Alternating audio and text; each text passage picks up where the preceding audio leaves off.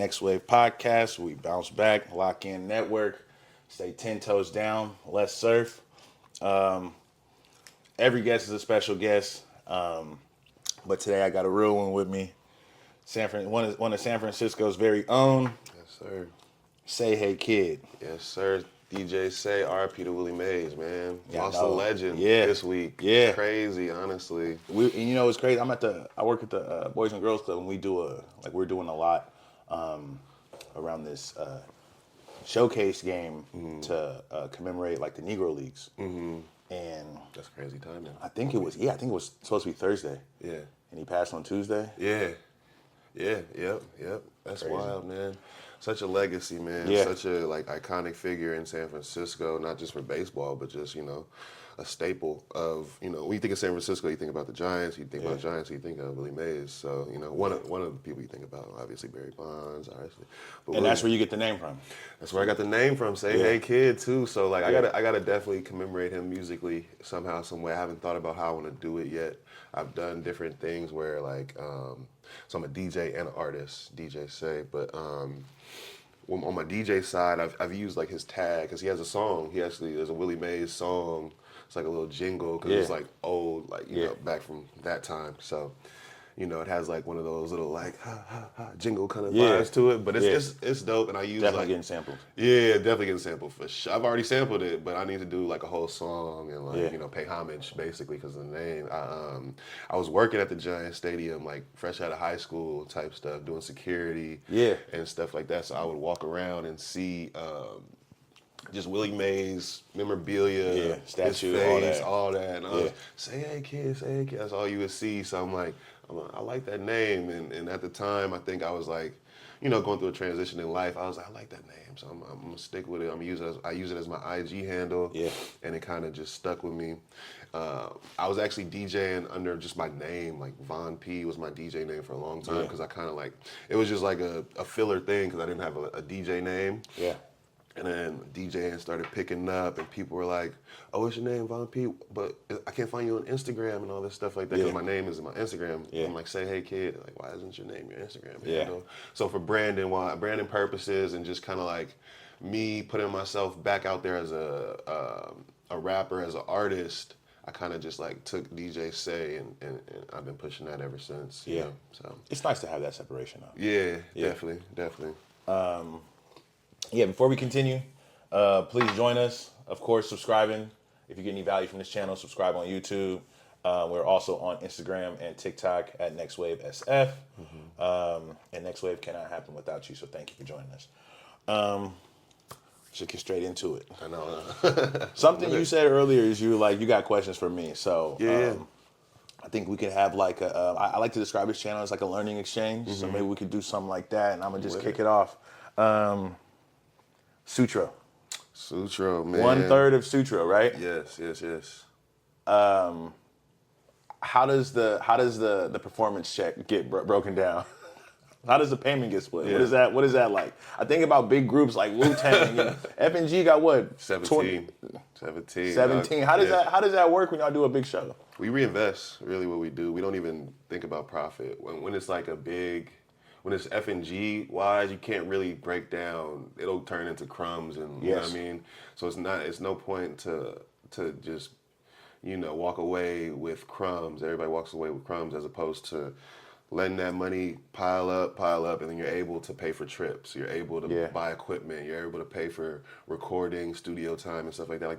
The whole Sutro album was paid as basically we did trivia for a year and a half. That's why you see us posting trivia. That's why we've been doing trivia for so long. We did trivia for I'd say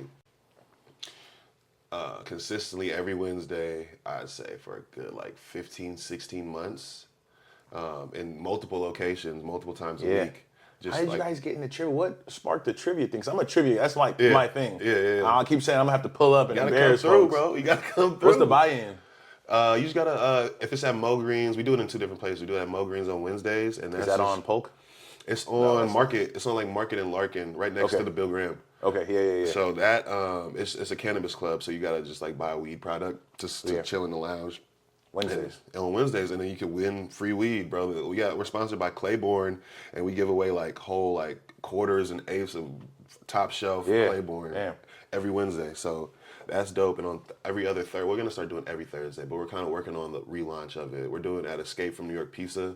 It's kind of district? It's tough because it's financial district, right? So we're trying to like rebrand it and kind of come and approach it from like the happy hour standpoint. We were just starting at like 7, kind of late, but now we're trying to do it like a happy hour time, like 5 to like 5 to 7 kind of thing.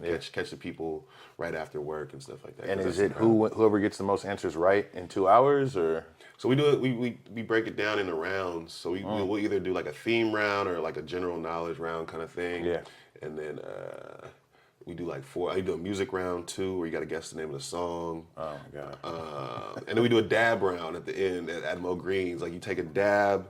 As soon as you get done hitting the dab, you got to answer some rapid fire questions, like name 5 state capitals in 10 seconds, kind of thing. Like. And that's something we got to get better content. We got to get content on that. I was about to say that's a ton of content right there. Yeah, we should actually collab on that because I love trivia. Yeah, like do you have people that just come through and just cook? We have, like, what do you mean? Like just come through and answer everything. Yeah, we got regulars, bro. It's like 2 or 3 people who come and they're like consistently like because we give away first, second, and third place. So there's like one girl who wins at least one thing. If not first place, second, or third every week. Yeah. And she just told us last week she has like a stockpile of weed at the house because she can't smoke it. I'm like, that wouldn't be me. I'd be getting down on this one. Hell yeah. But yeah, you gotta come through, man. Wednesdays, Mo Greens, 7. And then we're working on the relaunch. We'll brand that a little bit better at Escape from New York Pizza, 333 Bush on Thursdays. Just come through and buy some pizza. Thursdays you can just come through and you can buy. You should. I mean, you're gonna. It smells hella good and it's a good ass pizza. But I mean, it's something to where like they're chill over there, chill people, chill folks. They just want kind of like the space to be utilized more, and they're trying to think of ways to everybody right now. It's tough in the city, So yeah, I'm just trying to be creative. And then going back to like revenue, you guys will. Put that, you said you're putting that back into like the brand and reinvesting it back. Yeah. Basically, we didn't even have this. We didn't even know we were gonna do this until I say so Sutro, family of the group. Sutro, we're kind of like we were just doing trivia to stack up, do this album. And it just so happened that everything we've done up to this point has been able to be covered with the trivia funds. And like, we also get booked. We also do a bunch of different stuff too. Like we have this merch. Yeah. We do shows. We do, I DJ and stuff like that. So we have ways to, obviously generate funds through music. But with Family Not a Group, we don't even have we're still ironing out the kinks, working on everything. So all our money is kind of just sitting there until we have like a better plan. Like we have meetings, like all hands meetings, and we try to like map out the next few months. Like we have a plan. We're trying to take a trip to New York in August. And that would be what, your 2nd or 3rd trip out there? To New York, I'd be like my 5th. Yeah, you guys. 3 years. Yeah. F&G is so impressive. Right on, man. And you're an original member? Yeah. I was staying out in France in 2021. Oh, so and that's when I saw. My wife is she's from France. Oh, okay. Yeah, nice. And how do you respond to that? Yeah, I mean it's going on right now. Like we have different people at all different levels and all different like ends of the spectrum of artistry. Whether it's like super artful, like almost like neo soul to like coming on some like, like some just Red Hood shit, like basically, so we got, the spectrum is fully there and we just kind of like navigate it day by day, people, it's just an ego thing and making sure, you understand kind of like, we've been here for each other like on a daily basis, opportunities come and go kind of thing, but we're the ones that are going to be the home base for all of us. And whenever like, stuff may fold, stuff may, pull through and you may like see the highest highs, but me personally, if that was happening to me, like everybody's coming with me. Yeah. Type situation. You guys are out there with a live band. Yeah. You guys have like a a very heavy jazz influence type sound. Why not the Thizzler route? Me personally, I always, nothing against Thizzler. I love all like outlets. I love platforms. We need more of these. We need more next waves. We need more just ways to showcase talent and talk about artistry. Thizzler, I've tried Thizzler. I mean, I've been on there. That's just not the type of artist I am. I'm like, I feel like that Thizzler has its place now. It's created a space for a certain type of artist to thrive, and not like other kind of artists. Like that's more so on your like hood, ratchet, like feel me, turn up music kind of thing. Whereas I feel like F&G for the most part are more, like conscious R&B, neo soul, like like me, I kind of sway the lines of, I'm just speaking from my own perspective, Sure. which is like, I've lived in the city 30 years, so I've seen a lot, done a lot, to where like, I can speak on, like, I have a song called Patience right now, which is very like, conscious. And then I have songs where I'm just speaking from like an experience that I may have had where I went out and was at a party and party got shot up or something like that type stuff. So I think Thizzler we have Frack on Thizzler right now. Shout out to Frack. Yeah. But Thizzler isn't really like a good home for the type of music, at least me personally, that I'm trying to put out, because it wouldn't really get, they built up a fan base that kind of like likes a certain thing, Yes. and I feel like we need a platform that's kind of like polar opposite to Thizzler. I think we need like a super like artsy type of platform to where artists can like, display their most like creative thoughts and stuff like that. Because Thizzler is like, I don't want to say that it puts people in a box, because those are those artists and that's what they love to do. But if it's an artist who doesn't rap about that subject matter, like where do they go with their music? So we had to kind of like pave our way. I had to maneuver and figure out how I can get my music out there, like doing different shows, tapping in like everything else, but just upload my song on Thizzler kind of thing, which is, hindsight looking back, I'm blessed that I had to figure it out that way. Yeah. Because it definitely has motivated me to seek other methods always. I'm always like looking, how can I get my song out? How can I, I think it's a great foundation to any business model. Yeah. I think it's good that you guys know that about yourselves, right? And then, like you said, it's just it's refreshing. It's a change of pace. And one of my next moves here is to have artists come on and showcase their music. Definitely. So I'm trying to figure out how I organize that. Yeah. What equipment I would need for it, but San Francisco is like, it's a very unique experience. Yeah. For folks out here, young folks particularly, younger black folks, and it's a lot of musicians out here. There's a lot of people out here that want to, And like how everybody says it's a big melting pot. You see it in the music, you see it in the art that people are creating. It's like, obviously hip hop has its roots, you know what I mean, and like NWA, which is like street shit and stuff like that. But I think to a certain degree out here, it gets kind of like hyper focused on. Yeah. And that's not all of San Francisco, or that's not all of the Bay Area. There's a whole nother wave. There's so much more. Yeah. There's so much more to explore out here and to experience. So I think my main goal is to be able to, just be one of the artists to show, a variety of different moods and sides of San Francisco Bay Area, as well as try to create a platform to, highlight and showcase other artists. Family Not a Group, we're constantly putting on other artists. We're constantly putting on other clothing brands, DJs, whatever, what have you, because we want to showcase what the Bay Area has to offer. Yeah, for sure. Okay, this is a good start. Yeah. What you got for me? How did this get started? The Next Wave? I don't know. Next Wave. You also never say your name on your intros. I realized that. And then so it came to a point where I think maybe 6 episodes in, I was like, people don't know my name, but I kind of am doing it on purpose at this point.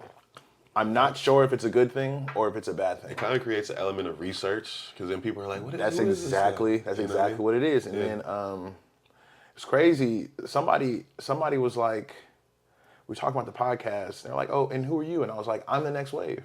There you Like go. that's who I am. fire. You know what I'm saying? I changed the Instagram Yeah. to it. But going back to what you were saying earlier with the Sayheykiid and having the separation from Vaughn to Sayheykiid, I like that separation. Yeah. You know what I'm saying? And then understanding that I am the brand. I am Next Wave. Right. You feel me? Like it's I'm building this, so you can't have this without me. Yeah. But I rarely, if ever, say my name except for my intro video. Yeah. Okay. So the first one, The very first video. Oh, okay. And where I talk about like the genesis of Next Wave. Pretty much working with young people in San Francisco for years, like your little bro. Yeah. Working with children and families as an adult, as a participant of the school system, kind of it pretty much mirrored what me and my friends was going through. Yeah. I'm able to see it through a different lens now. Right. And it's not that it's anything new, it's just that this is the next wave of people going through it. Right. Okay. I hear you. Yeah. So what are some of the struggles that young men have? Because I would describe this as a young men's self-improvement empowerment podcast. Job readiness, college career exploration and readiness, dating market woes, woes with masculinity. How do you respond when he said X, Y, and Z to you on a basketball court when you foul him too hard? Exactly. Yeah. What you gonna do when you get shoulder checked at the you know what I'm saying at the lounge? Yeah. So just topics around that, and just trying to hold a platform that is going to capture an audience and put out some good content. Right. And that's what it was. I also this Next Wave generated, I remember 2016. Oh really? Yeah. Okay. 2016. I make hella beats, and I was making beats with some of the kids, and then I was like, man, this Next Wave idea has just been in my head for so long. Sticking to you. You gotta put it out there. Yeah. And that's the opening intro. I made that. That's the beat that I made. Oh, for real? That's okay. So my opening. Sick. Okay. It's called Next Wave. Oh, that's perfect. And to be able to upload it 7 years after I made it, as an intro to the podcast. It's full circle. Everything is intentional, just like F&G. And you building it. When I say building it brick by brick, literally. You know, I had the bricks for years. I didn't even know how to really organize. One of them was over there. One of them was over there. You didn't know that they came together and they could And it all makes sense. And I think it also keeps me grounded. Yeah. The genesis of Next Wave is also the center point of Next Wave. So it's like no matter what I'm doing, what's the center of what I'm doing? Providing education, accountability to a generation of young men in San Francisco and the larger area so that they can hit the ground running and have a healthy transition from adolescence to adulthood. Right, absolutely. So if this blows up and I'm getting booked for walkthroughs and I'm getting booked for speaking events, this is you're very purposeful. This is it. Yeah, this is what makes. This is how I know my head doesn't get too big. Absolutely. This is how I know gotta stay grounded. Exactly. 100% rooted. So if I'm not doing it for the benefit of other people, because I made it. I'm in a successful relationship. Right. You know what I'm saying? Like I'm collaborating productively and positively. I'm gainfully employed. Right. How many of us didn't make it? So many, and a lot of people, one, fail to realize that they've made it. One, two, don't have the resources, you know what I mean, to even understand what that even means. So many people have shaky childhoods and just been through whatever would have you to where, it's like they need that hand, that assistance to really get them back on their feet or just navigate them to the right direction because they may not even know that they're going down the wrong direction, luckily, I come from a background of knowing right from wrong, having a good sense of morality and stuff like that. Some people just don't even have an idea, and it's like something where you just don't know what people have been through or what they're going through. So, it's interesting to navigate, really, honestly, I say for sure. And I think the pandemic really did a number on the youthful generation, the young generation, and Black folks in particular. I think the pandemic kind of accentuated everything that was already going on. If you was chilling before the pandemic, you was chilling during the pandemic. Right, yeah. I'm working from home. There's no traffic from my bed to my desk. Exactly, right. And I'm not wrong, and nor do I feel bad for saying that I had 18 months of Right. clarity and reflection. Yeah. Push-ups, hella money in my bank account because nobody's going out buying bottles. Exactly. You know what I'm Right. saying? Yep. YouTube, learning hella shit. But if you were struggling before the pandemic, It got worse. it got worse. Yeah, 100%. It got way worse. And again, San Francisco has a very unique experience because I believe this is the densest population of billionaires in the country. I can see that for sure. And people on the outside looking at San Francisco like, damn, everybody getting money. And it's like, no, That's not the case. Not everybody's getting money. Right. It's just that wealth gap is getting wider and wider and wider. And the people who were struggling before are struggling now. Plus, put yourself in the mind of typical 8th grader living in Fillmore, not really, kind of fucking around in school, not really taking it seriously, with a 3rd or 4th grade math level. Then you strip 3 semesters from them and they run in the streets. Then they got to go back to a school like Wash or Wallenberg or Lincoln and I'm signing up for Algebra 2. Right, like I'm definitely hitting the streets. Exactly, because this shit is like... I didn't do any work before the pandemic. Right. I didn't do any. I ran the streets the whole pandemic. Now it's baked into my psyche that I gotta, you know what I'm saying? Exactly, yeah. Crash out culture 100%. is at an all-time high. 100%. And I was just gonna say, look at Juneteenth in Oakland. Yeah. Look at you know what I mean? The It's results literally of that. baked into their psyche, and you 100%. can't. You can't control it. And like for me, I'm gonna go down swinging. Yeah. Right. So like right now with my job, I'm just recruiting hella. I went on a high school tour. I hit up like 6 high schools in 2 weeks just to recruit kids. Start a club basketball team. Start a youth.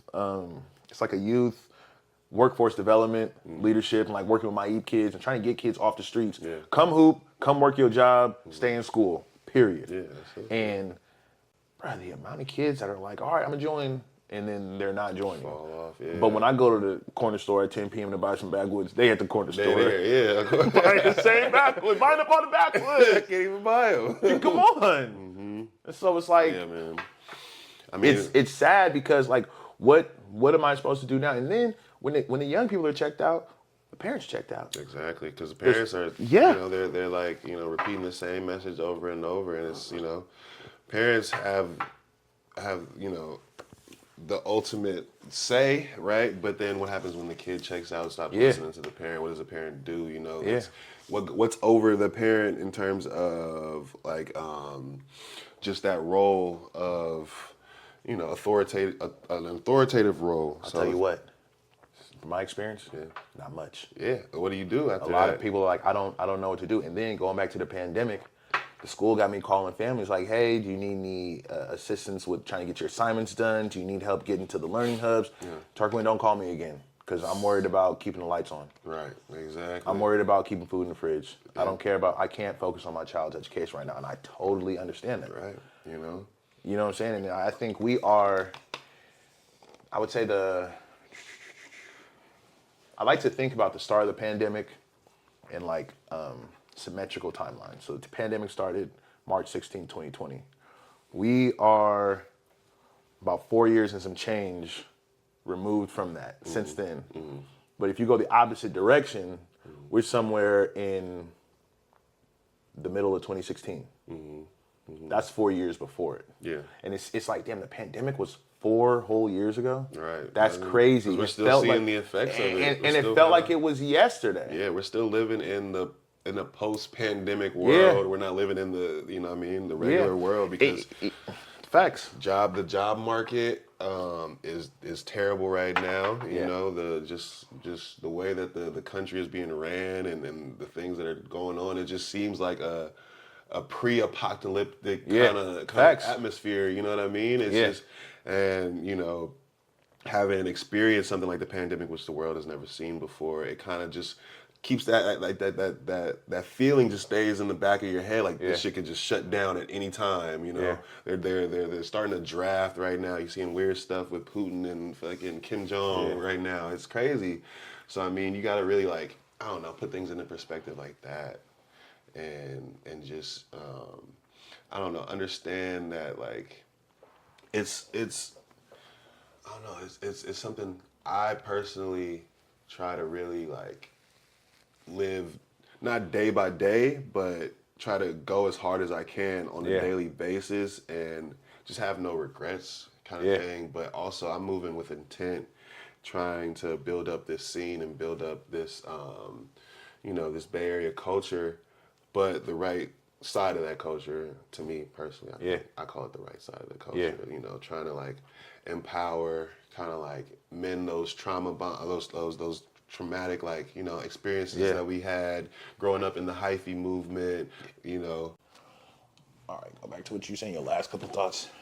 No, I was just saying like just having that pandemic and pre-apocalyptic, like having those thoughts in the back of my head just pushes me to go harder, I'd say, on a daily basis, because not knowing what's to come is always, prevalent in my head. Yeah. Because you just never know. And, stay ready. You don't gotta get ready. Yeah, trying to lead by example too. I would love to mentor and do all these things, but I feel like I'm trying to pave a way, create a lane for the younger me that I never had. I never had a lane. I never had a family, not a group to look at when I was like 17, as a kid, like, dang, I can make music like this. I can, and it can be cool. Or like, seeing just people collaborate would make me want to collaborate more. Yeah. But I grew up in the era where everybody was dog eat dog and like, dang, I gotta rap on like these type of beats. I gotta rap about this content. That's the only thing people are kind of eating up. Yeah. And I think you bring up a great point. Sorry to cut you off. You bring up a great point. It's like,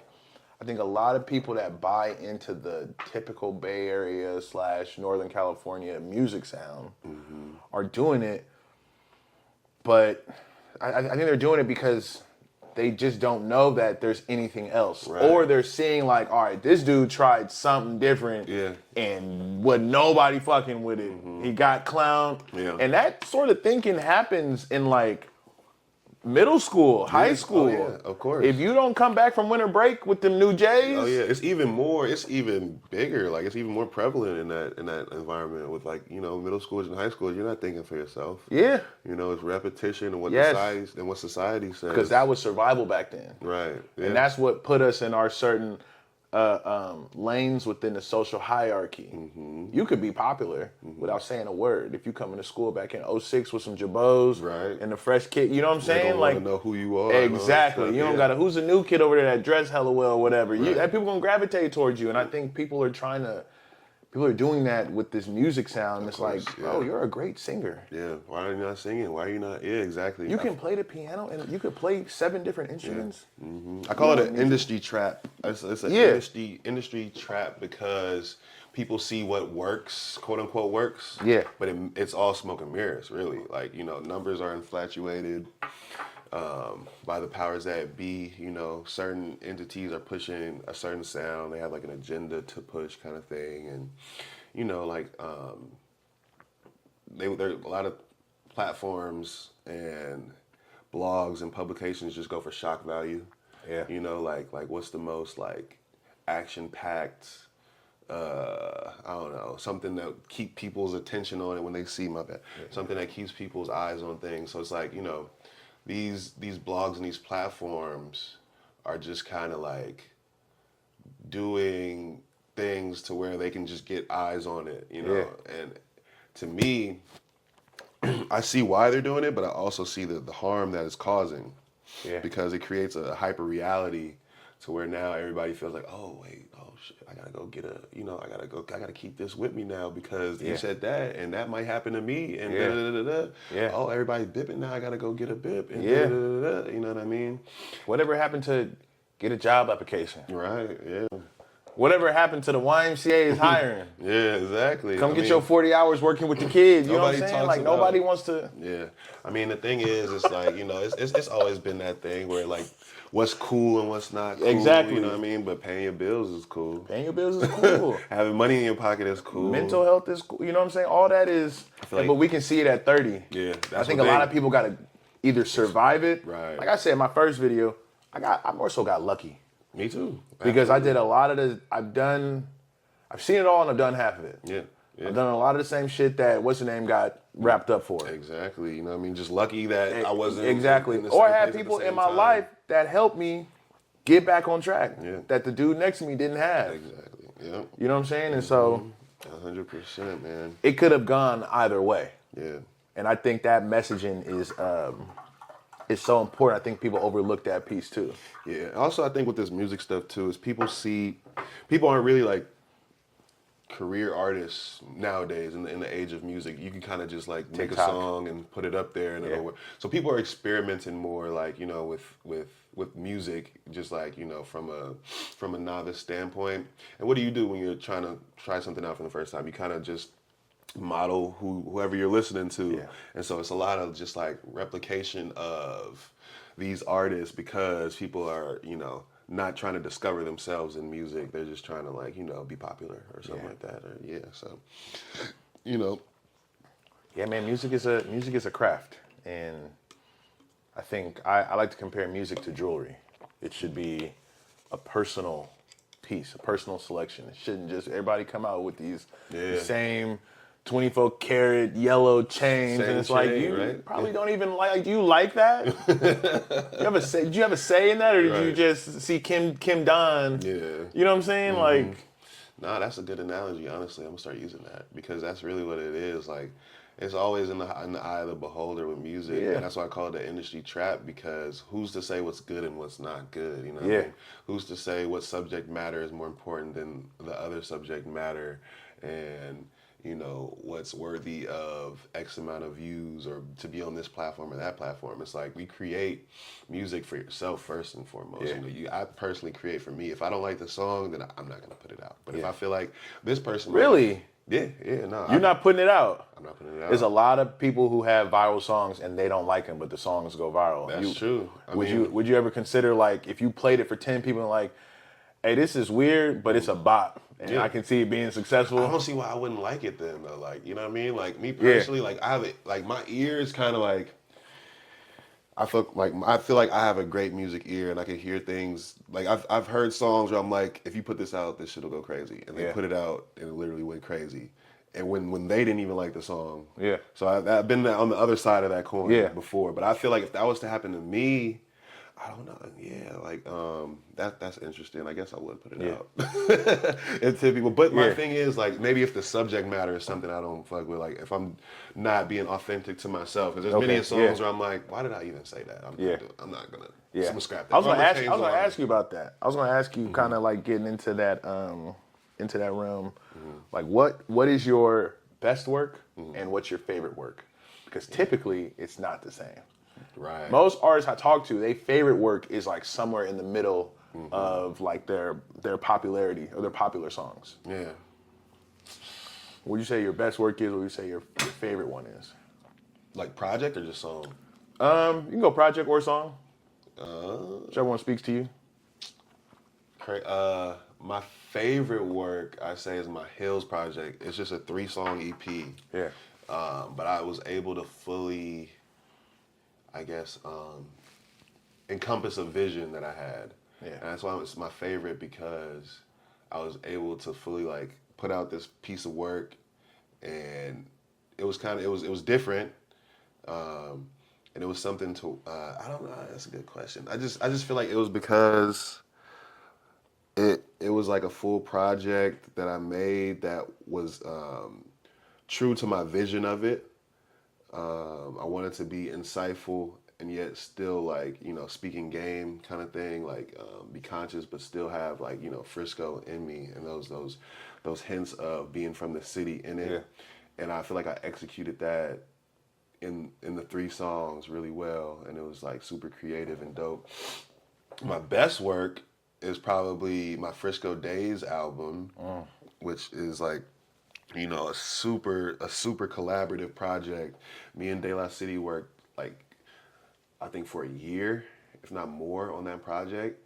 Just kind of just not only the songs, but the full like from start to finish. It kind of tells a story. The samples that we used, the artists that we wanted to bring in to collab with each other.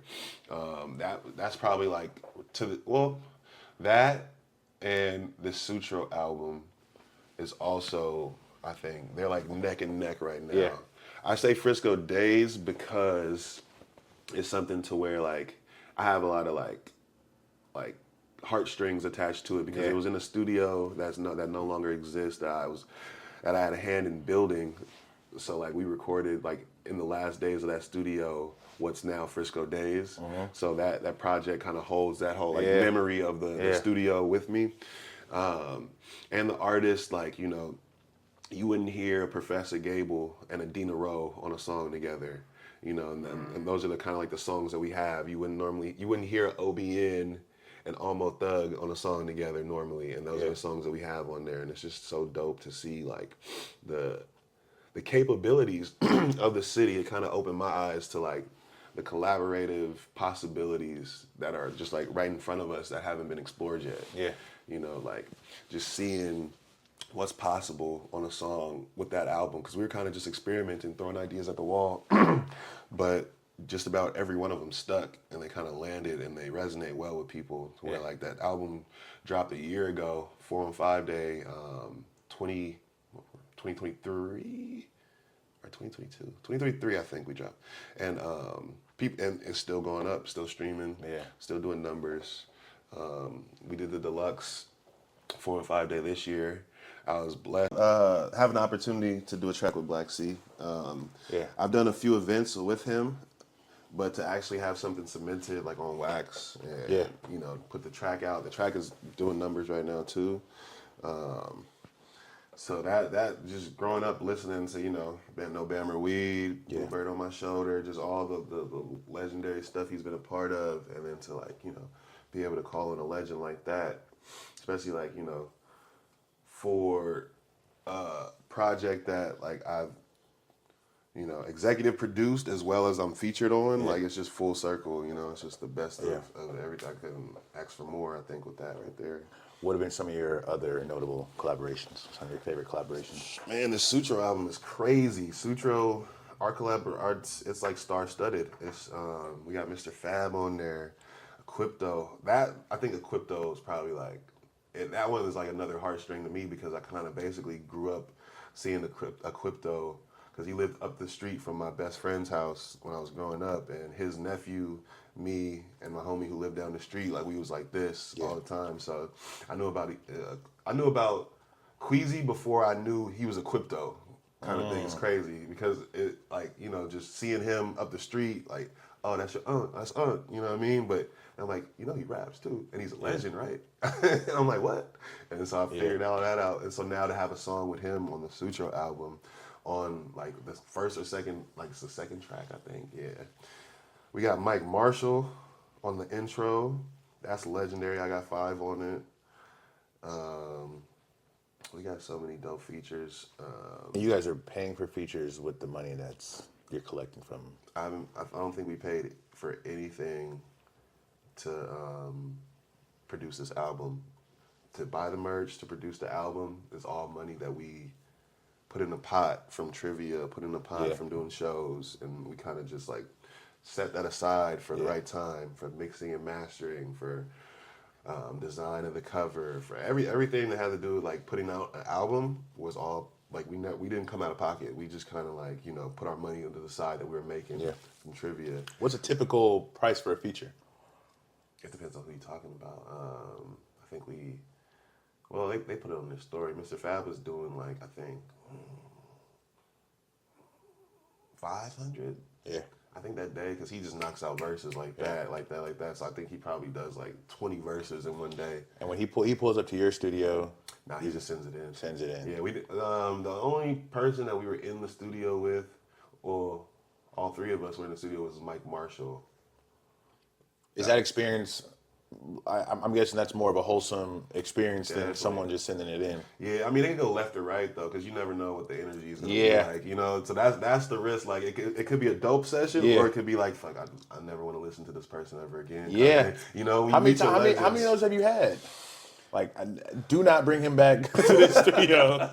It only happens with weird people, I'm not gonna lie. But you never know who's weird. Like, you know, you can see people online and they can seem like the most, you know, straightforward person, or, you know, put together person, but then you meet them in real life and it's just not the case. It's the nature of the game. It's the nature of the game. There's only been a few people. Yeah. It's only been a few. I've heard of some people that make some dope music and they're like, hey, we can't stand each other. Right, yeah. Would you keep working with somebody if the music was really good, but you like, you guys just don't get along outside of that? Yeah, I think so.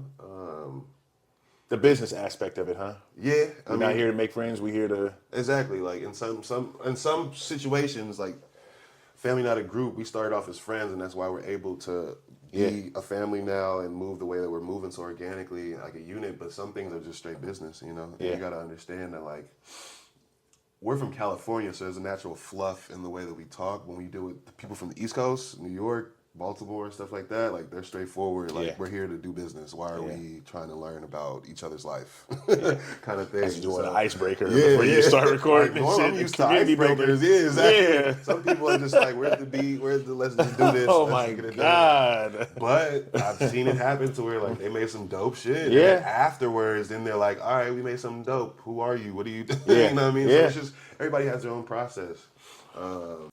What's your networking style? How do you reach out to people? Like, I mean, it depends. it's as simple as a quick DM. Yeah.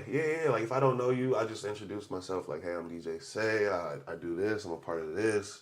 This is why. Like, you know, I think it makes sense for us to do something because you know I already got this going on, or maybe like, if I'm like trying to do something maybe like in a different city, it's more formal than the DM, right? You gotta, if it's like a venue in New York, if it's a venue like anywhere else, you gotta send them like your EPK. You gotta. What is that? Electronic press kit. So that's like basically just like a one sheet of who you are as an artist. You know, all your information. It's like a resume for artists, basically. But it's a little bit more like art, like aesthetically pleasing, kind of thing. But How do you ever hit up venues for shows? all the time. How does that? I've always imagined it'd be the other way around. Right. But like when an artist is fishing for shows, they'll hit up, like you'll call brick and mortar like, hey, I want to do a show. What's your availability? Yeah, you got to talk to the talent buyers. You got to talk to the talent buyers. You got to talk to the managers, the people in power at the venue. See, you know, make them see your vision, kind of thing, so they can be like, oh, okay, this makes sense, because it's the talent buyer whose neck is on the line if the show's a flop. You know, it's yours too, because you might lose money or you might not make any money, but the talent buyer might lose their job. You know, if they throw 10 terrible shows consecutively, they're not a good talent buyer, right? Yeah. So you gotta prove to the talent. It's like, you know, just pitching, like, you know, like Shark Tank, like how they pitch their fucking, you know, businesses. You got to do the same send them in your music videos or whatever. Links, like links to videos, links to, honestly, like having recap footage is gold. That's like the biggest thing, so they can actually see what the party will be like. You know, so they can see that the numbers that you're saying are actually true. You know, like, okay, you might say you can pull 400 people, but where's the proof? You know, how come I don't know about you if you're pulling this many people? You know, kind of thing. Like LA, with like not even meeting people, we were able to lock in like 3 or 4 different shows just like off of the strength of communication, good communication with the venue, telling them who we are, showing them what we've done in the past, and then telling them what we want to do at the venue, kind of thing. So, I mean, for independent artists, you got to empower yourself, and that's what we did. We didn't wait to build up a name and notoriety. We kind of did it as we went. And like organized our community around us. You had the vision.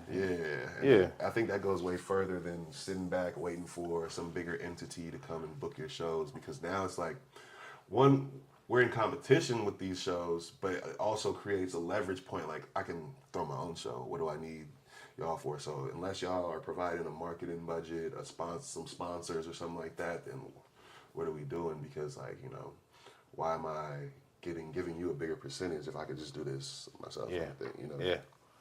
Do you have any it's a top 3 or 5 I guess, I don't want to say dream collabs, but like people you're identifying, like, I would love to work with this person? Currency, number 1. If I get a track with Currency, that'd be sick. There's probably so many that I'm gonna be mad at. Any local artists? Local? Larry June. Yeah, easy. Rex Life Raj. Easy. Those are my favorite 2 Bay Area artists right there. Rex and Larry. Locally, I want to do stuff. I want to rap on a Rex Life beat. He makes beats too. He makes dope beats. I really want to try, see what that's about. Yeah. Those are my main two locally. Like if I get a track with like some more legends, like I would love to do like legacy stuff like that. Like we just did the Be Legit or Selsky and Friends show, and it was like Selsky, Be Legit, Drew Down, Mr. Fab was there. Just like hella different legends. If I could do something like Be Legit, that'd be sick. Yeah. Like city to something. I don't know. Part 2. Nah, that sounds fire. That'd be I like sick. seeing older rappers engage with younger rappers. Yeah, it's like the kind of passing the baton. Yeah. It's like the the cosign that's Or even like how sound has changed. Yeah. I would love to see one of these older rappers rap on one of these new beats. yeah, Productions be crazy these nowadays days. compared to what it was back Exactly. then, right? Yeah, To get some of these OGs to rap on this, like, oh my God, twist your whole face up. That would be crazy. That's what I kind of been on. Like that's like this year I've been putting out stuff with some legendary. Oh, DJ Fresh. I did some shit with DJ Fresh on Sutro album too. That was sick. I want to do more stuff with DJ Fresh for sure. That's like I was like, what producer am I trying to think about? DJ Fresh, LaRussell. LaRussell. Yeah. I got some stuff right now LaRussell could hop on, honestly. But we're working on that. I'm actually doing a show August 1st, Academy of Science. F&G DJs are going to be DJing. LaRussell is going to be performing, so that might be a good opportunity. Yeah, how'd you guys get mixed up and wrapped up with like the MoMA? Yeah. You guys already performed at Academy of Science, right? We Outside? Or Or was that's a different location? It looked like outside the Academy of Science. Oh yeah, that was the Sutro album release. Yeah. We did it at the concourse, music concourse, right there in between Academy of Science and the DeYoung. Yes. So we for the release because Sutro album came out on the 10th. So on the 11th, that Saturday, we had a big show. We put on so many different artists. Shout out to Afterthought. He kind of like basically put it all together. We were just kind of like Sutro in it, basically like there to do our thing, rehearse and perform. But Ath is the one that kind of like organized that show, and that was like a huge show. Yeah. It's pretty legendary. I don't know too many people who can say that they performed in Golden Gate Park. You know, Golden Gate Park, MoMA, KQED. Yeah. You guys are just taking different lanes that nobody is taking, and I think that's the genesis of people like, yo, who is, you know what I mean? Like, as a product of not having traditional means to, to put our music out. Like you go to LA, there's so many different platforms you can go on. There's so many different podcasts you can do. There's so many different shows you can, open up for this artist Monday through Monday. You can open up for so-and-so who's coming to LA on tour. Yeah. Out here, we don't have the same opportunity. So you got to get real creative in your means and ways to, get exposure for yourself. So I think us, just being a product of that, we got real creative. We just put our heads together and figure out how we can get out there. And we also we know that we're doing some dope, kind of groundbreaking shit, but we're just kind of just exhausting all of our resources. Yeah. Really, is what you got to do.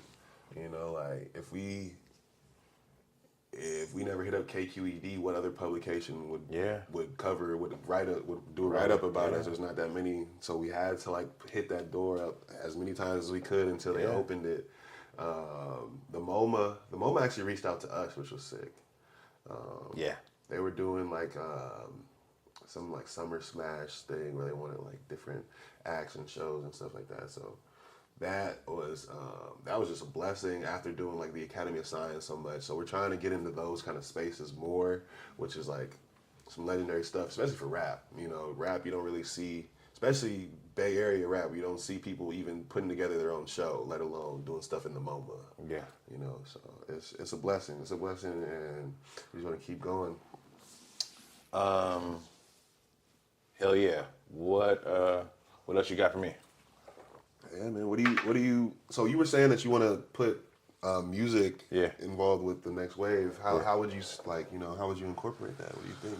Kind of Tiny Desk it or more something like so? What I'm thinking about is offering a platform to artists who have been doing it for a while, but maybe haven't turned that corner yet. So I went to high school. One of my guys, his name is Ezel. He's been rapping for hella long. And he just DM'd me. I was gonna say not Ezel from Oakland. No.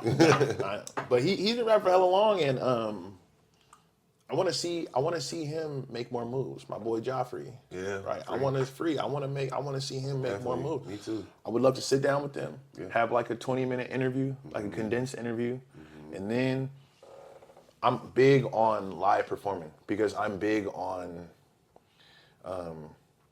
quantifying certain things. You said earlier, who's to say what's good or not? I say things are good or better based on degree of difficulty. Yeah, definitely. Creativity is super subjective. Right. But if you, like, it doesn't matter what lane you're in. Whatever lane you're in, if you're nailing it, we can all see you're nailing it. Of course, yes. Yeah. Whether it's hip-hop, rap, indie rock, whatever it is, put your energy and effort into it so that it's good. And I'm big on people performing live. Yeah, like basically what you're saying, like not with like the backing. Not track and without all that other shit, like $1 Million Baby, Tommy Richmond. You ever heard him perform that song live? No. That high ass voice? Hell no, I don't think he'll ever do it. He'll never do it. He won't. No, he can't. That's not his real. That song is pitched up, viral. Yeah. I don't want to think about listening to that live. Right, exactly. I don't even want to. That's not. I have a lot of respect for people who do things live. Yeah. I grew up watching MTV Unplugged. I grew up. My mom would buy the live albums. Yes. And when someone is exactly, if you can hit those notes, you can hit those notes. Right. Also, when you're rapping, you got to be able to control your breath. You got to still be on time. There's some rappers that go into the studio and one or two takes, hit their verse. Yeah, can't. And all right, guys, see ya. Exactly. Can't recite it. Can't. You know That's what I mean? talent. Yeah. That's skill. So if you need 10, 20, 30 takes, you know what I'm saying? And I'm all about showcasing it. And I would be upfront and transparent with them, like, hey, this is what it's about. Yeah. Because people respect degree of difficulty. Definitely. Yeah. And so if you can come on here, we finna sit in front of this camera right here, Right. with the Next Wave logo in the back, and you get 3 songs. Right. That's dope. Honestly. Talk about the 3 songs you want to do. Yeah. Talk about what you want listeners to kind of think about as you're listening to your song. What do you want to showcase? What Easter eggs do you want to drop? We're going to sit and chop it up, and we're going to get your 3 songs. We're going to cross-platform. We're going to put out 3 reels. Right. You know what I'm saying? Collaborate on Instagram, YouTube. I know you said you want to do it with artists who haven't turned that corner, but let me know whenever you start that, because I'm going to be on it. Yeah. Well, I want to work. Well, it's really, that's at the center. They're at the center. Right. But I would love to have anybody who's also established and making a name for themselves. You know what I'm saying? That was a huge compliment. You don't even know I'm not established, but I love that you said that. Yeah. Working on it. Yeah. Well, it's always nice to see what people think about you on the outside looking in. Yeah. Because people think I'm established, and I think I have a good presentation. Right. But the platform is not where I'd like it to be. It's not. I can't even see the horizon of like where exactly what it's gonna be. Because this platform is gonna be, again, the youth development side, the young. You know what I'm saying? Like teaching kids how to get jobs, teaching kids how to manage their money. Right. We also doing shows on the side. We also doing music on the side. Yeah.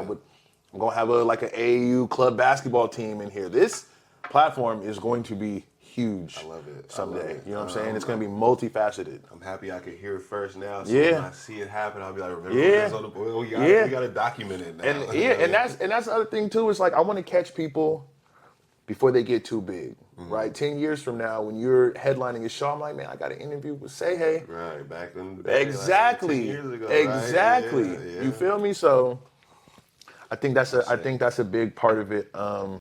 But yeah, just going back to like my vision behind it, people want to get their shit out there. True. You know what I'm saying? People want to be able to see the collab posts on Instagram. This is my music. And when other people see that, it's like, okay, let me get on. Right, exactly. Next Wave is this new music platform. Not knowing that, you know what I'm saying, do actually work with kids and do sports and do this other shit, but I want to tap in with the music thing. Yeah, nice. And a few people have hit me, like more and more people are hitting me like, man, I want to come on the pod. The other thing I want to do is I might start another series within this platform called Words with Friends, where I just chop it up with the average Joe. Yeah. Friends that I grew up with, because a lot of this platform, I want to educate the average Joe. I want to highlight the average Joe experience. Honestly, you don't that's all amazing. need to, You know what I'm saying? Try to be out here. Right. Doing some extracurricular, yeah. Get your feet set in life first. Right. Before you start taking on your side quests. 100%. That's really what it's about. If you keep calling so-and-so every other Friday because you know they getting paid and you need another $40, it may not be time for you to focus on music right now. Exactly. Yeah. Let's build first. Build a foundation, a base Yes. that you can stand on. You can lean Exactly. on when you need to. And this is how you do it as an average man. And once you got that set, That's what people don't talk about. Exactly. That's what most people don't talk about, especially artists. They don't talk about real life. yes, You know what I mean? They don't talk this about shit how doesn't stop. They paid to how like the Uber or the bus that. How Yeah. did you pay for that to get there? Yeah. How did you eat that night? How did you know what I mean? A lot of people are like struggling. Yeah. Especially because they don't think about it. They just think about I gotta hit the stage by any means. But like, how are you? You know, providing for yourself. You know, And that's something that I didn't really want to do. I didn't want to. Because again, going back to 2016. I didn't envision a podcast. I didn't envision this platform, but I did envision Next Wave being something big. Yeah. But I didn't want to do it while I was building myself. Right. Every man goes through this stage, and this is something the brotherhood knows. Every man goes to this stage where it's like, you know what? No one's coming to save me. Right. I'm not going to marry into a rich family. Women are more likely to do that. I need to build. Yeah. My economic standing is probably the number one indicator of how well I'm going to do in other capacities in life. Right. And so I knew I didn't want to be the struggling artist eating frozen pizza for how long. I was like, you know what, let me just get settled first. Right. You know what I'm saying? Let me, because and when you're doing, I think when you're doing the bare minimum as a man and working, you're constantly elevating. Right. A 30-year-old is going to have more funds and resources than a 20-year-old. Exactly. A 40-year-old going to have more funds and resources than a 30-year-old. And so I think, you know, everything is happening at a time to where if you just drop the dice and you let them fall, they're gonna roll in your favor. Right. The more time goes on, you got to really be crashing out every 18 months to not be a better individual at 30 than you were at 20. Honestly, yeah. You know what I'm saying? 30-year-old's gonna have more shit, they have more stuff and things. Right. You know what I'm saying? And so, for me, I mean that's just how it's working out for me, and I knew I didn't want to do that while I was young and broke. Let me be young and broke. Exactly. And then now, you know what I'm saying, I qualified for this promotion at my job. I took on this side hustle. Now I'm getting the pandemic helped me stack hella money. Right. You know what I'm saying? Now I'm like, okay, I got something to play with now. Yeah. And that's crazy. I was just to piggyback off what you said. I mean, I've experienced doing music in different stages of my life, being young and broke, like a 17-year-old person trying to navigate life, trying to make party music because I think like, oh, I gotta make shit like HBK, I gotta do this. Yes. And then now to where I'm at, like in a way more stable position. I just moved in May. Got my spot like in the city. Yeah. Congratulations. Appreciate you. I don't even talk about it too much, but I'm like a whole like electrician, union electrician. Yeah. Out here, like, you know what I mean? Like I heard electrician and plumbers are the hardest ones, the hardest trades. Yeah, I mean, well, electricity, you just can't see it, so it'll fuck you up.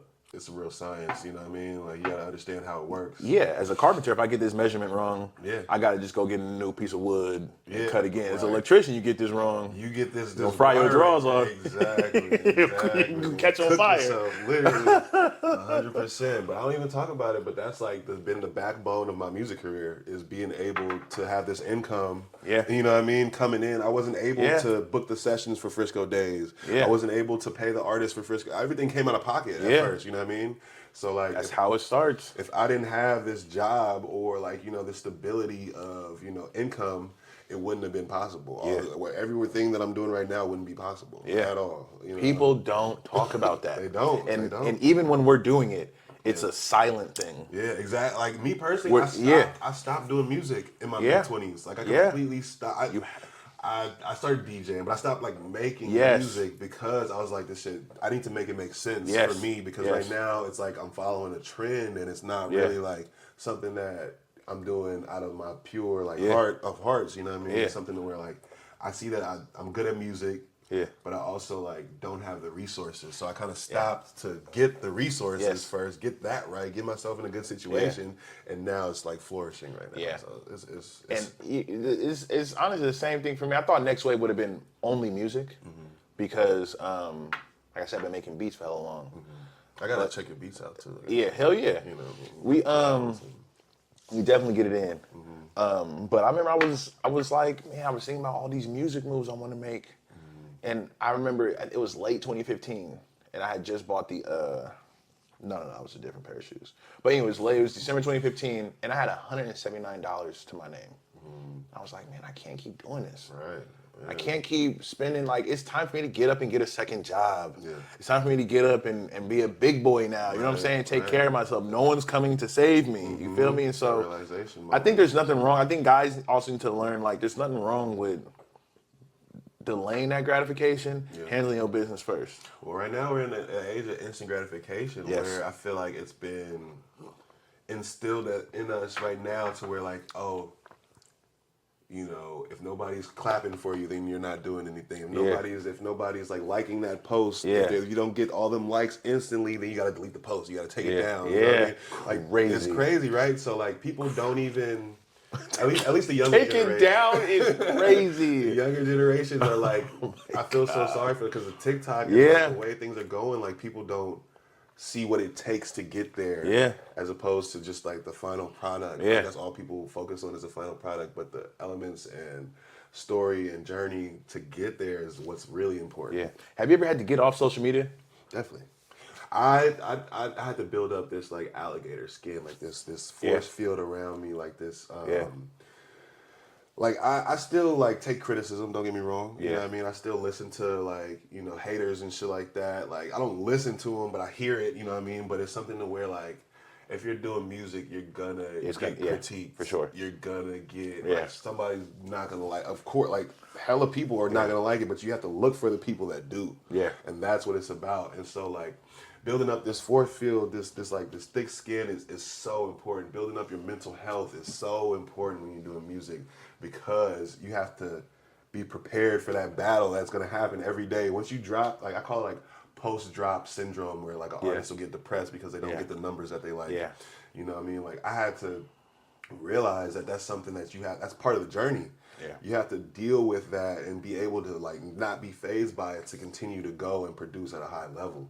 You know what I mean? So building up that thick skin, that mental health is like 90% of the battle when it comes to music. You just got to put yourself in that space of creativity, which is not, I mean, some people can write, you know, like whenever, wherever, but me personally, I find I have to put myself in a creative space to be able to do it. And knowing your own process too is something that's huge. Yeah, it's crazy you say the likes thing, because that's how social media is set up for validation. Yeah. You're only validated through likes. Yeah, exactly. Yeah. And I remember I had a post.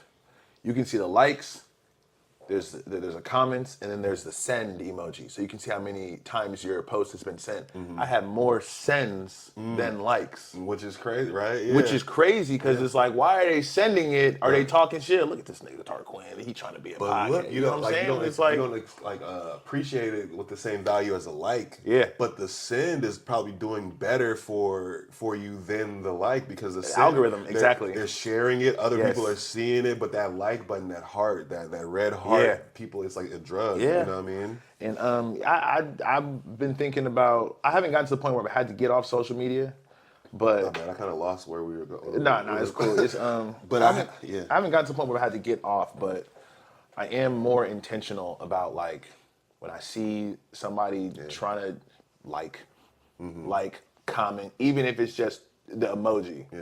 You know what I'm saying? I'll be on a wave emoji all the time. Yeah. I'll drop the wave emoji under a post. Even if it's all engagement. Yeah. I understand how impactful that can be for somebody to see, like, I don't even know dude all like this. And he commented under my post. Exactly. You know, it's also good for the brand. You know, the comment section, people see it. Yeah.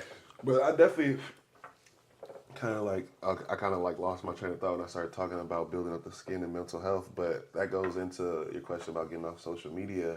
What I do is I do a lot of personal stuff on my social media, but going into Instagram, I always have like, this is my artist page. This is like my business page. Like, this is what I'm here for. I'm intentionally following everybody in the industry. I'm following everybody music related because that's what I'm on social media for. I'm not on social media like as just like, you know, trying to blog my life. I'm on social media to push my brand, you know, and I just kind of just have that mindset with it, and it kind of like, kind of filters itself out a little bit. I get lost in the scroll. Don't get me wrong. No, that's facts. Facts. I get lost in that shit on all that the explore time. page. Yes. Yeah, but I kind of like have intention with my usage of social media because I know how addicting and dangerous it is. Yeah. And then just kind of perfecting that algorithm so that Trying it's to. more intentional. So that you're getting the posts that really cater to your brand. I thought about doing that. I thought about taking down all my personal posts, my relationship posts. But then I was thinking, but then I thought to myself, Next Wave is more than the podcast. True. It's more. It's an entire. It's lifestyle. This is a lifestyle podcast, and so the relationship post. Right. You know what I'm saying? The regular. When I graduate, I posted that carousel on there. Like, I want people to see that. Right. You're pushing Black excellence, and it's so many different facets of life that applies to.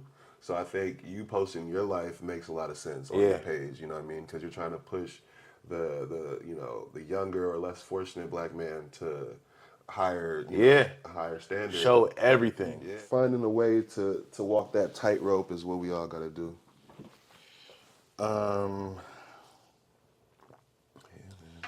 What are your next moves? Man, Next big moves. Continue to push Sutro. So we actually are like an official business LLC'd up and all. Yeah. So I got it tattooed on me. So Sutro is like one of the main things on the back of my mind every day waking up. So pushing that brand, my personal brand, bunch of shows. I want to start performing more, DJing more. How did you transition from DJing to perform? What happened first? Was you rapping first, then DJing, then rapping again, or? So I always wanted to DJ. You could ask my pops. Like, I told him like when I was like probably like in the second or first grade that I wanted to learn how to DJ. Yeah. Never pursued it until like I got in my mid-20s, I think. But I started rapping first. Remember I was telling you how I lived down the street from Equipto? Yeah. That's the Talbot house, Joe Talbot. And that Last Black Man director, Joe Talbot. So he was rapping way back in the day. This dude is like a genius, like musical genius, because he was producing, engineering, rapping himself, all in like middle school. He was like in 8th grade doing this, 7th, 8th grade. And so I made my first song with them when I was 12 years old. And I was rapping like with like Jesse B, shout out to Mac Just, shout out to Stunner Man. We was doing hella stuff in high school, rapping, Bajib Takeover, all that stuff, that era. I was rapping until I got until the mumble era. That's when I stopped rapping. 2015. The mumble rap era is when I stopped rapping. I was like, this is the stupidest shit ever. Yeah. I need to find another lane. So I was like, all right. And then I seen DJ Esco at the Rock one night. Yeah. I was like, I'm DJing now. I saw him when he got released. Oh, yeah? Shortly after he got released. Damn. And he was DJing / performing. Because you know how people will come out and they'll, like a walkthrough, be like, they'll be performing, and they got their DJ with them. Right. He is the DJ, and he's rapping every song. Right. And in between songs, he's telling his story. I didn't know 56 Nights was when he got locked up in the Middle East. Yeah. That's why it's like all Middle Eastern themes. I did not know that. Yeah, it's crazy. And he's telling his story, and I'm like, yo, and then he's just a good guy. Right, yeah. He's shaking everybody's hand, cool. When I met him, and I think I was saying way before that I wanted to DJ, but that night, like, I'd seen him do his thing, I met him and all this stuff, and I was like, it clicked instantly, because I was dealing with like that gap of music. Like, I need music in my life somehow, some way, and I wasn't really making music like that anymore because I just didn't fuck with like what was cool, what was going on at the time. So I was like, I should think about DJing, and I thought about it tough. And that night just kind of solidified it for me because I was like, shit, that's the dopest shit ever. And it kind of filled that void for me. Yeah. And it took off like in the first 4 months. I was gonna say, I saw your rise when you started DJing. Yeah. I was gonna ask you to DJ my wedding. I'm down. Well, I got married last year. And I was gonna DM you. I was like, I don't know if dude know me. I know our grandmas was cool. We kicked a couple times, but I was gonna ask you. We eventually found another DJ, but I wasn't at I didn't the even have the time, capacity to do a wedding back then. yeah, Anyways. I did a wedding. I got flew out to do a wedding actually. hell yeah. In North Carolina, and that was the first wedding I've ever done. And I think now that I've had that experience, Yeah. I can do weddings. You can do them now. Yeah, it's really you got to do it once or twice. Exactly. You're good. Yeah. So, but I saw you just post flyers. yeah. And so DJing at this spot. I'm like, man, this guy is really making these moves. Yeah. I actually, everyone I have on my pod so far, I've had on my guest list since somewhere between late 21 and like February 2023. Oh, sick. So you've been on my list for over a year now. Right on. Everybody's been on my list for over a year now. Right on. I appreciate that. Honestly. But learning how to DJ has been on my New Year's resolutions for the past 3 years. Yeah. And I'm on 20th and in between Mission and like Lexington. They got the class. The Dude was like $195 for 2 hours. Yeah, that's crazy. I'm like, there's no way you can teach me how to DJ in 2 hours. You can buy a whole controller for that and have. I'm spending at least a band on classes. Right. I'm like, I respect the business model, my guy, but Yeah, I'm from Frisco. I know too many people that DJ that can teach me how to DJ. Exactly. I'm trying to, if he sees this, I'm trying to fucking get in there because he teaches like vinyl, like the original like turntablism is what he teaches. But DJing is different than turntablism, I'd say, because DJing is kind of just knowing how to transition, knowing how to what songs beat match and all that stuff. But turntablism is the scratching, is the art of DJing. Yeah. And that's like his selling point, basically. Yeah. Actually, I think I walked past it. Actually, this is yesterday. Yeah? This is yesterday. My boy Marlon. This is yesterday. That's sick. I live right over there. So I walk past it all the time. I was like, oh, it gives me a headache, no lie. Because I'm like, this could be perfect. Because I could be in there I want to start doing like videos, like how you see like all the DJs like putting songs up and making mixes and stuff like that. Okay, so that's the other thing. Once I learn how to do that, I want to start doing like Saturday morning, Sunday morning coffee DJ mixes. Yeah, that'd be where sick. I just come down, I put the turntable right there, and I'll just do a whole mix for like an hour. Let me know. I'm down to however, whatever it takes. I gotta do research on like identifying what equipment I need. I'll just take you to Guitar Center. Honestly, I was thinking it might just be as simple as going to Guitar Center and talking to somebody and figuring it out. Yeah, that's why when I got my first controller, that's literally what I did. I was like, I didn't know anything about the equipment or nothing. I just knew I wanted to DJ, and I was like, how do I walked in there, I was like, what does a beginner DJ need, basically? Like, you got a laptop? I was like, I got that. You taught yourself? Yeah, self-taught. I think my first gig, I'm so happy nobody was there. My very first gig, I didn't even know how to set it up. I didn't even know how to set it. Was like still in the box. Yeah. I walked down the street from where I was living at the time. It was still in the box. I was like, cord? Do I have the right? Luckily, the venue had the red and the white cord. Yeah. Because I didn't have that. Yeah. Luckily, they did. And I was like, damn, okay. I gotta download Serato. What the fuck is Serato? Yeah. Didn't even know what Serato was. Make you go back and hit the drawing board like, okay, we know what we're missing now. I was so blessed that nobody was at that event. Where was it at?